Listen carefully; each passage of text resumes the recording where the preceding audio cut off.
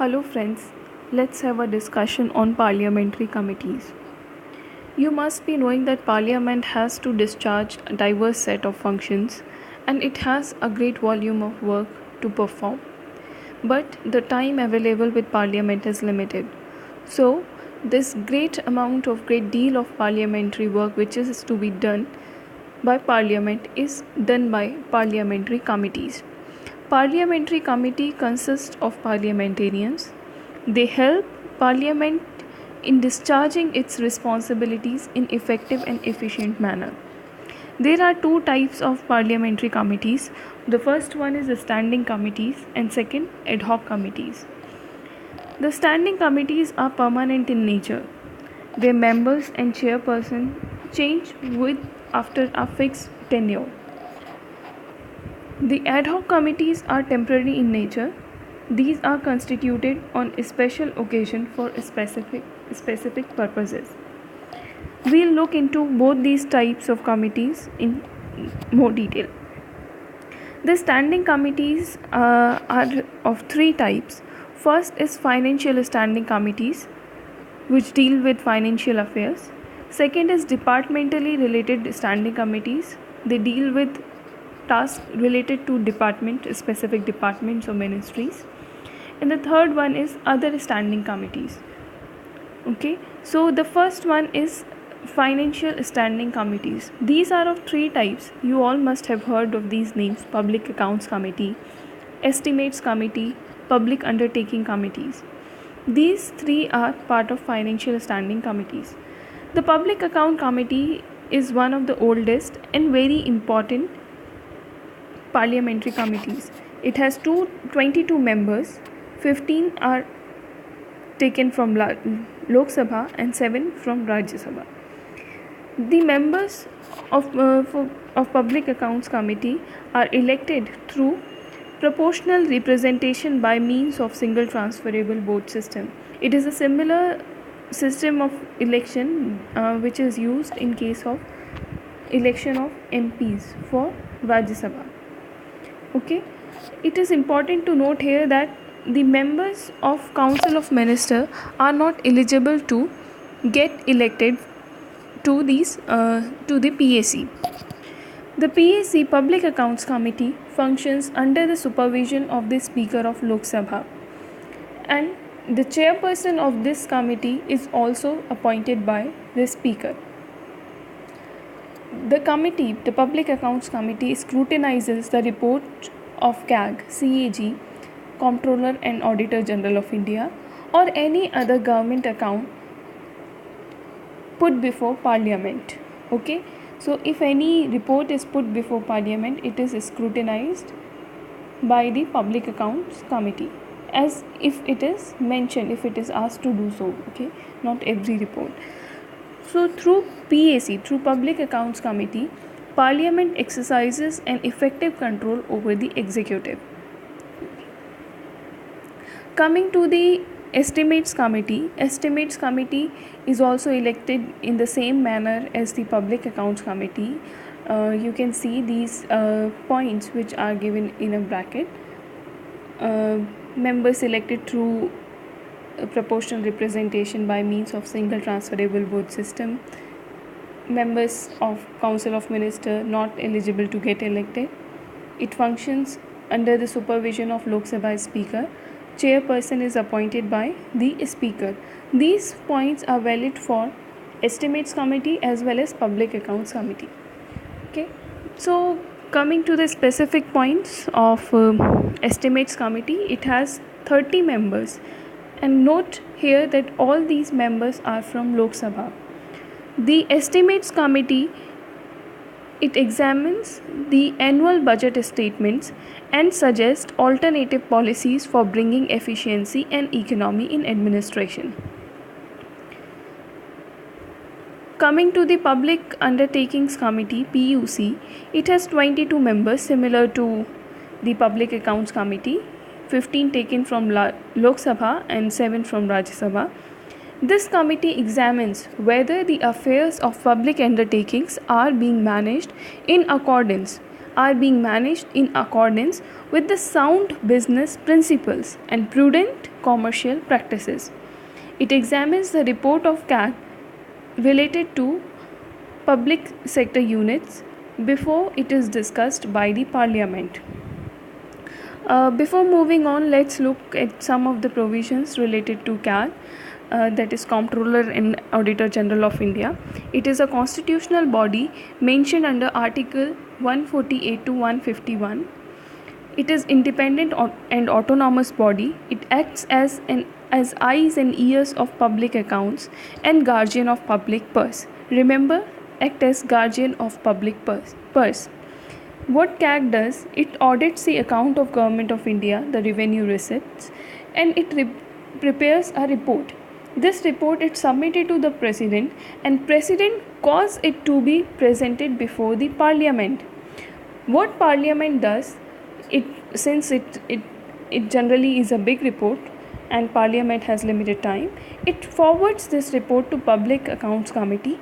This Public Accounts Committee studies, examine and prepare a secondary report which is then tabled in the Parliament. Okay, I hope this is clear to you. Coming to the departmentally related standing committees. These committees are considered as parliamentary innovation.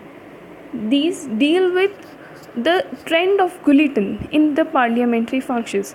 See, what was happening, that there was a rising trend of guillotining. Guillotine under parliamentary functioning means approval of demand for grant of various ministries and department without discussion because of paucity of time. So because of paucity of time, the guillotining of parliamentary functioning was happening. So what happened in 1980s and early 1990s, there was the trend of weakening of financial control of Parliament because the discussions were not happening properly, the time was limited. So what happened in 1993, a mechanism was designed which is described as departmentally related standing committees. Okay, these helped in regaining the financial control of the Parliament over the executive. Initially, what happened, 17 departmentally related standing committees were made. These were consisting each of 45 members. 30 members were taken from Lok Sabha and 15 from Rajya Sabha. So these were considered as mini parliament, and no council of minister was to be included in these DRSCs. What these committees did, their role was the examination of demand for grant and examination of annual reports of ministries. But what happened later into 2004, the number of DRSCs was increased from 17 to 24, and the number of members they had was restructured. It was made to 31. Earlier there were 45 members, now they have 31 members, 21 from Lok Sabha and 10 from Rajya Sabha. These are very important in parliamentary functioning. They added value and vibrancy and success of parliamentary democracy in the country. Okay, coming to the third type of standing committee, these are other standing committees. These are committee on welfare of scheduled caste and scheduled tribes. They have 30 members, 20 from Lok Sabha, 10 from Rajya Sabha. They examine reports on matters pertaining to the welfare of scheduled caste and scheduled tribes, particularly their representation on 3 E's. What are these 3 E's? Education, employment and election. These other standing committees, which are actually these have different types. The Committee on Welfare of SC and ST, it examines effectiveness of the implementation of constitutional measures. It looks into the reports of National Commission for Scheduled Caste, National Commission for Scheduled Tribe, and then and only it is tabled and discussed in the Parliament. There are other such committees as well, but now coming to the next part of this discussion, the ad hoc committees. So these, as mentioned earlier, these committees are these are temporary in nature, and they are constituted on special occasions for a specific purpose. So what happens, it has three types. One is select committee, second is joint committee, third is joint parliamentary committee. The select committee, it is selected to study the provisions of a bill to prepare a summary which is to be discussed in the House. And one more point to note here, what happens when a technical nature bill is tabled in the House? So what House does, it selects from amongst its member competent people to constitute a committee which has to study the provisions of the bill and prepare a summary which is then discussed in the House. So this committee is known as select committee. So these can be specific to the House. And then comes joint committee. Joint committee also has same functions, but the difference is, as the term joint suggests here, it consists of members of both the House to study the provisions of particular bill. The third one is joint parliamentary committee. It is constituted to probe or examine an event or subject which Parliament feels important to know about it. So these are constituted in two ways. First, by resolution, and second, by written communication between two presiding officers to reach to a consensual agreement in favor of constitution of JPC. Okay, so by a resolution passed by one house, agreed by other, this is the one way to constitute a joint parliamentary committee, because Parliament feels if Parliament is feeling a need to know about it. The second is by written communication between the two presiding officers of the houses. So these are two ways of constituting JPC. JPC has representation in 2:1 ratio from Lok Sabha and Rajya Sabha. As you can see here, Lok Sabha and Rajya Sabha 2:1 ratio, and the members are selected in this joint parliamentary committee from all parties proportionate to their representation in Parliament. Again, Council of Minister members are not eligible, and these joint parliamentary committees have several powers with them. First is power to call for any document or file. Second is to summon any person concerned. Third, contempt of Parliament. Fourth, consult professionals.